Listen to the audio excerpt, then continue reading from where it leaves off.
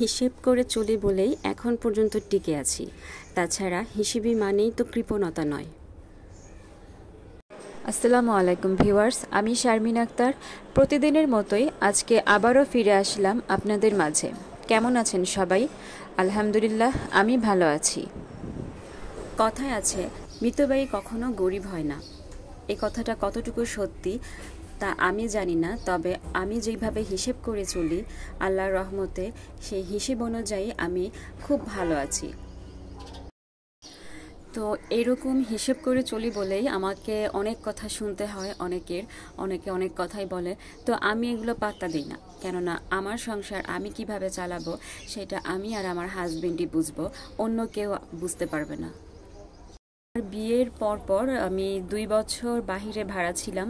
তো আমি যেখানে ভাড়া থাকতাম ওইখানে ওই এলাকাটাকে বলা হতো ডিমের আড়ত বা কলার আড়ত, দুইটা বলা হতো। তো ওইখানে ডিমের আড়তে এখানে থাকি বলে আমাকে এমনও শুনতে হয়েছে যে আমি মনে হয় প্রতিদিনই ডিম খাই। আমাকে বলা হয়েছে যে প্রতিদিন ডিম খাও নাকি তরকারির সাথে। তো খুবই হাসি আসে এইসব কথা শুনলে, যে ডিমের আড়তে থাকি বলেই আমি ডিম খাই। আসলে প্রতিদিনই কেউ কখনো ডিম তরকারি খায় না। তো আজকে আপনাদেরকে ডিম তরকারি রান্না করেই দেখাবো।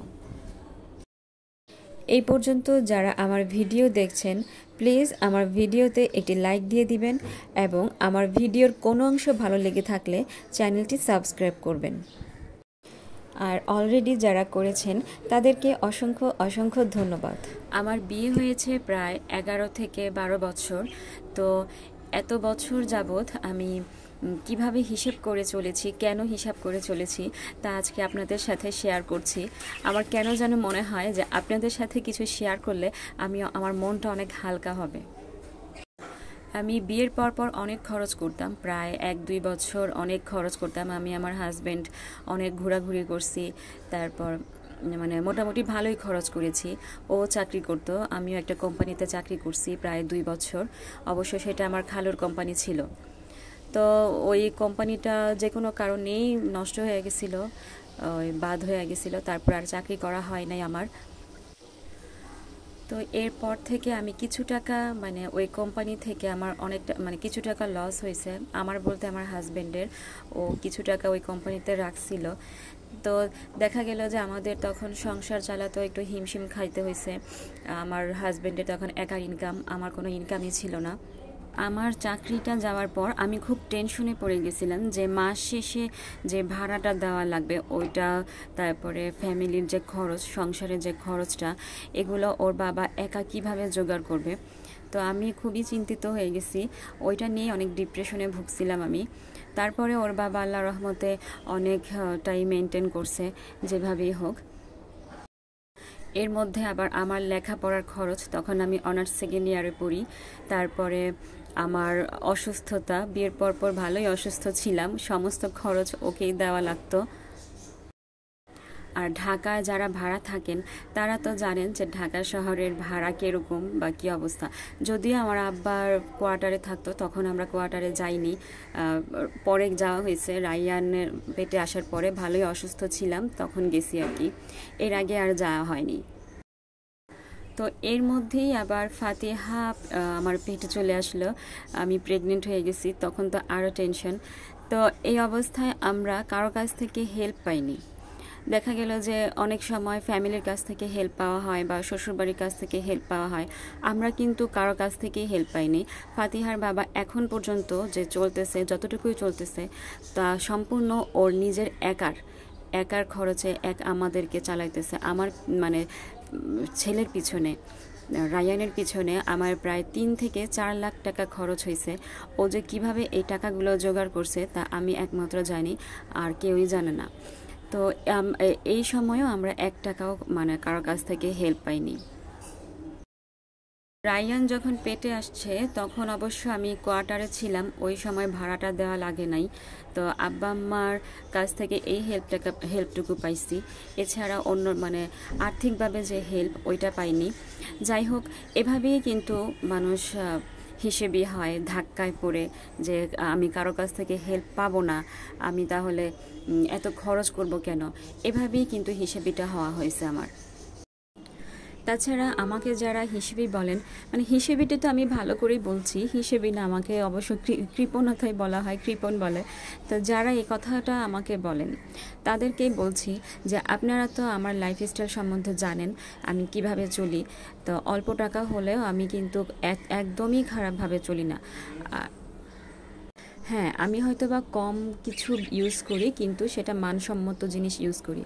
আপনারা দেখেন তো আমি যেসব কসমেটিক্সগুলো ইউজ করছি, এগুলো কি একদম নিম্নমানের? আমার তো মনে হয় না একদম নিম্নমানের, একটা লেভেলের মধ্যে আছে। তাছাড়া ফাতিহার বাবা মানে খুবই সাধারণ জীবনযাপন করে, আর আমাদেরকে কিন্তু মানে আমাদের যা প্রয়োজনীয় জিনিস সব কিছুই আমাদের জন্য নিয়ে আসে, শেষ হওয়ার আগে নিয়ে আসে। কোনো বিয়ের অনুষ্ঠান হলে আমাদেরকে শাড়ি বা ফাতিহাকে 3 পিস এগুলো সব কিছুই কিনে দেয়, কোনো কিছুতেই না নাই তার। আমরা বলি না, তারপরেও সে বলে না যে একটা লেভেলের মধ্যে চলতে হবে। এখন টাকা পয়সা থাকুক আর না থাকুক, সমাজের মানুষ হয়তো বা বলবে যে কিভাবে চলে, তার জন্যই ওর বাবা এরকম করে। তো তারপরেও আমাকে, বিশেষ করে আমাকে শুনতে হয় যে আমি অনেক হিসাবি, আমি হিসাব করে চলি। এখন আপনারাই বলেন, যারা মানে একার ইনকাম, মানে যার শুধু হাজবেন্ডই ইনকাম করে, তারা যদি হিসেব করে না চলে, তাহলে কি ওই সংসার ভালোভাবে চলবে? যেমন আমি কালকে চক্ষু হাসপাতাল গিয়েছি, তো চক্ষু হাসপাতাল কিন্তু মানে প্রাইভেটভাবেও দেখানো যায়, ওইটা হচ্ছে 500 টাকা ভিজিট। আর আমরা যেটা দেখাইছি সরকারিভাবে সেটা হচ্ছে 50 টাকা ভিজিট। তো আমাদের চোখে তো আহামরি কোনো সমস্যা নাই, তাহলে কেন আমরা 500 টাকা ভিজিট দিয়ে দেখাবো? আমরা 50 টাকা ভিজিট দিয়ে দেখাইছি, হয়তোবা একটু সময় বেশি লাগছে। তো এগুলো যদি আমি করি, এগুলো কি আমার কৃপণতা? আমি তো চাবো যে আমার ফ্যামিলিটা কিভাবে আস্তে আস্তে গ্রো করবে, আমার ফ্যামিলি থেকে আমার ছেলে মেয়েকে আমার মানে তাদেরকে ভালো রাখতে হবে। আমি যদি হিসেবে না হই, তাহলে তো ওই সংসার মানে ধ্বংস হয়ে যাবে, ওই সংসার টিকানো একেবারে অসম্ভব হয়ে যাবে। কেননা একটি সংসারে যদি মহিলা হিসেবে না হয়, তাহলে ওই সংসার কখনো উন্নতি হয় না। আর আল্লাহর রহমতে হিসেবে মানে হয়ে চলছি, এই জন্যই এই পর্যন্ত টিকে আছি, আল্লাহর রহমতে ভালো আছি। তো যাই হোক, কৃপণতা হিসেবে নিয়ে বেশি বগর বগর বগর বগর করে ফেলেছি।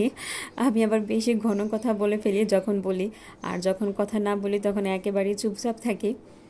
তো আপনাদের আমার এই কথা শুনে যদি কারো খারাপ লেগে থাকে, তাহলে আমি মাফ চাচ্ছি, আমাকে ক্ষমার দৃষ্টিতে দেখবেন কথাগুলো।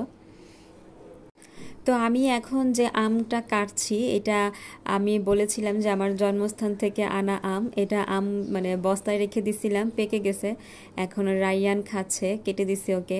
তো এই আমগুলো অনেক মিষ্টি হয়, আমি বাজারেও এরকম মিষ্টি আম কিনতে পাই না। তো আসলেই ভালো লাগে নিজের জন্মস্থানের আম খেতে। তো এত কিছুর মধ্যে একটা কথা না বললেই হয় না, যা মানে উপকারিতা স্বীকার করতে হয়। যে আমার বড় বোন কিন্তু আমার জন্য অনেক করছে, ও আমার জন্য অনেক দৌড়াদৌড়ি করছে, আমাকে অনেক মানে কথাবার্তার মাধ্যমে, হাসপাতালের মাধ্যমে অনেক হেল্প করছে। তো হাসপাতালে আমাকে রায়ানের সময় অনেকবার ভর্তি হইতে হয়েছে, প্রায় 8 মাসের মধ্যে, রায়ান 8 মাসে হয়েছে। 8 মাসের মধ্যে মনে হয় প্রতি মাসেই আমার 2বার করে ভর্তি হওয়া লাগছে। তো তখনও আমার বড় বোন যেই থাকছে, ও অনেক হেল্প করছে এইভাবে আমাকে। তো কথায় আছে না যে বড় বোন মায়ের সমান, আসলেই ও মায়ের ভূমিকা পালন করছে। আম্মা একটু অসুস্থ ছিল, তাও আম্মাও থাকছে আমার কারণে। আমার মার হাই প্রেশার হয়ে গেছে টেনশন করতে করতে রায়ানের সময়। যাই হোক, আজ এই পর্যন্তই, অনেক কথা বলে ফেলছি। আমার ভিডিওর কোনো অংশ যদি ভালো লেগে থাকে, আমার চ্যানেলটি সাবস্ক্রাইব করে আমার পাশে থাকবেন এবং পরবর্তী ভিডিও দেখার জন্য অপেক্ষা করবেন। আল্লাহ হাফিজ, আসসালামু আলাইকুম।